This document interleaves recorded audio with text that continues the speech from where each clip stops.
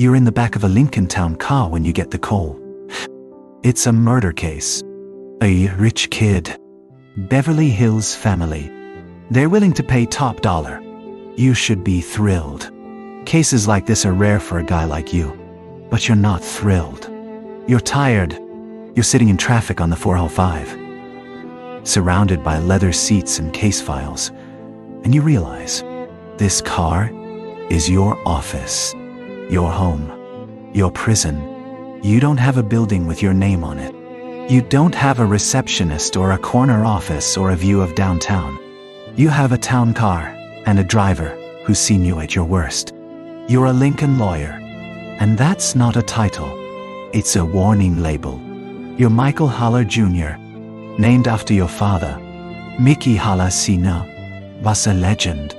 A defense attorney who fought for the underdog, who believed everyone deserved a defense, who taught you that the law isn't about truth, it's about the fight. He died when you were young.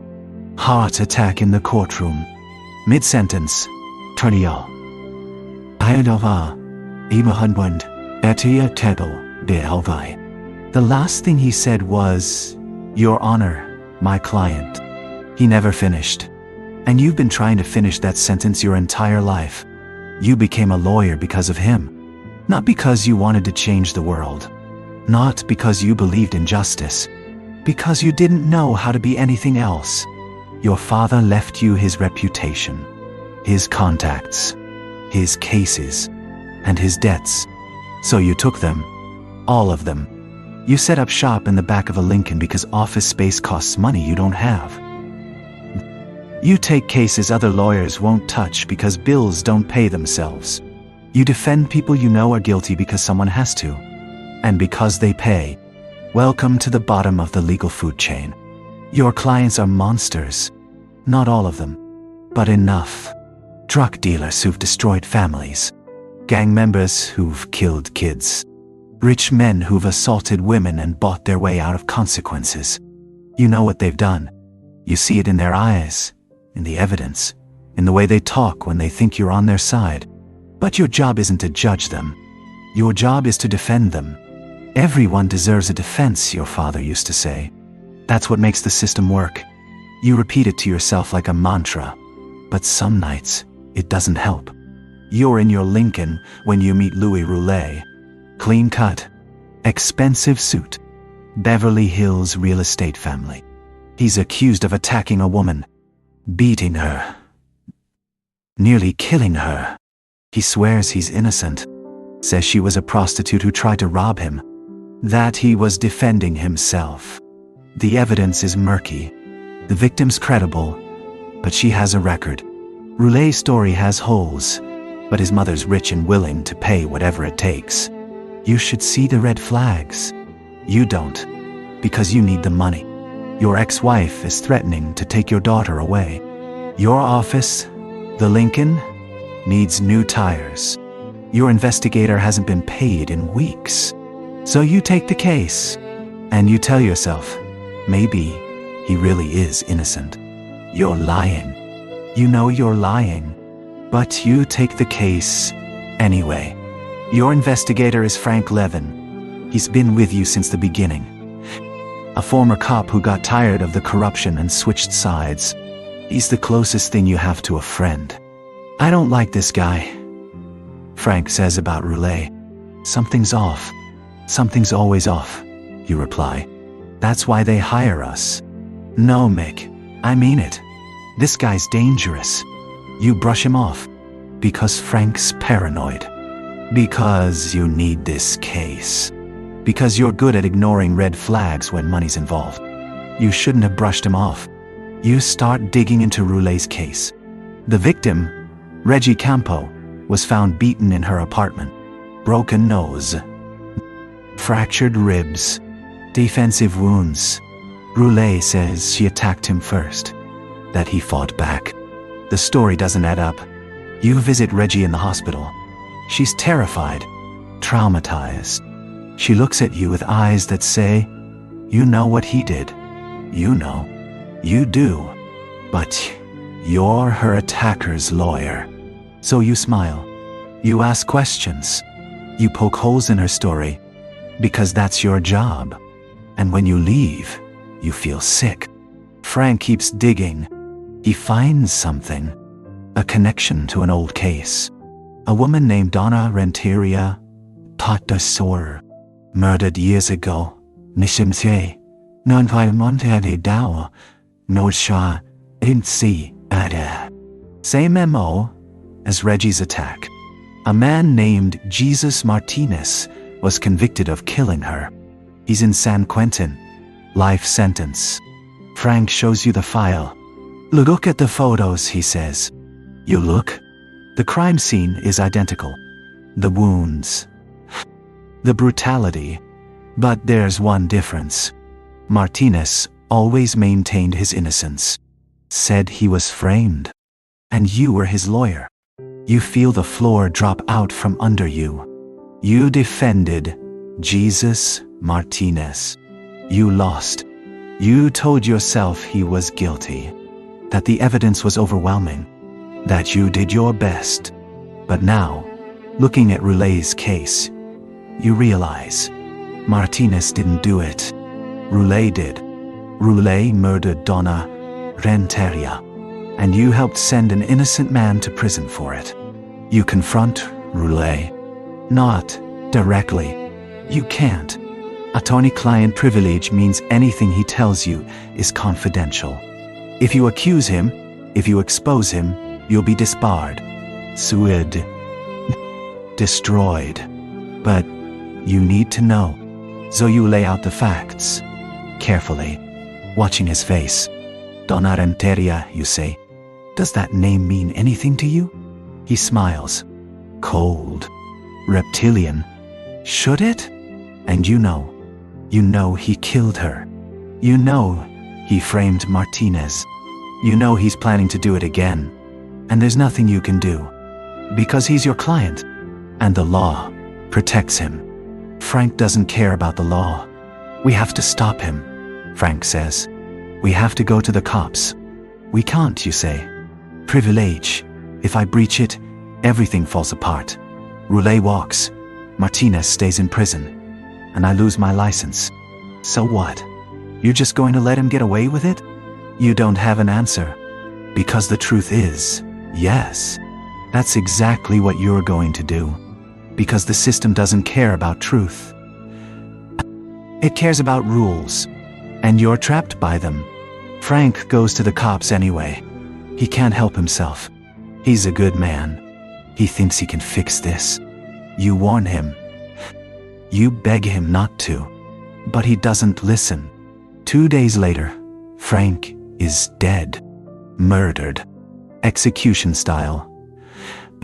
In his home. The cops say it was a robbery. Wrong place. Wrong time. You know better. Roulet killed him. Or had him killed. And it's your fault. Because you brought Frank into this. You ignored his warnings. You put him in danger. And now he's gone. You break. Not publicly. Not in a way anyone can see. But inside, something shatters. You're sitting in the back of your Lincoln, staring at Frank's case file, and you realize you spent your entire career defending monsters. You told yourself it was noble, that everyone deserves a defense, that you're protecting the system. But the system just killed your best friend, and the monster you're defending is smiling. You can't go to the cops. Privilege. You can't quit the case.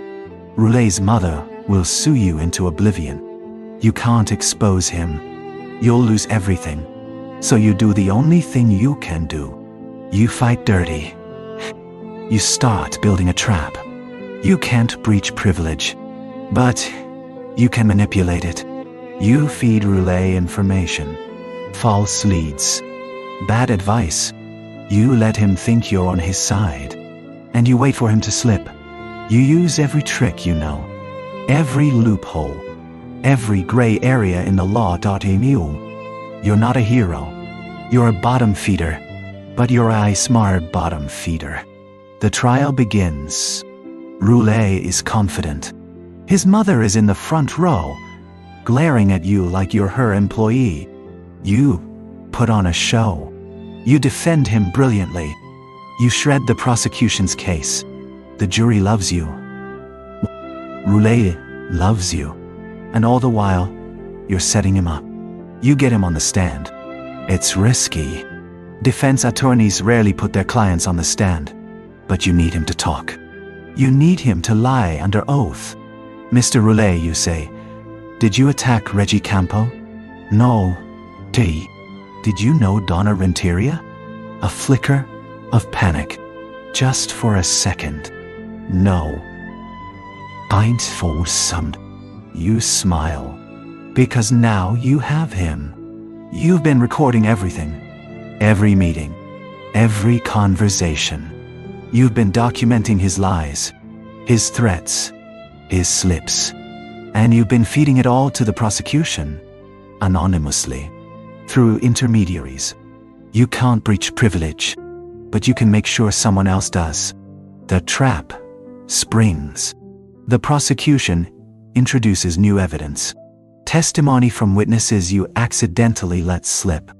Roulet realizes what's happening. He looks at you, eyes blazing. You set me up, he hisses. You smile. I defended you to the best of my ability. What happens outside this courtroom isn't my responsibility. He lunges at you. Security tackles him.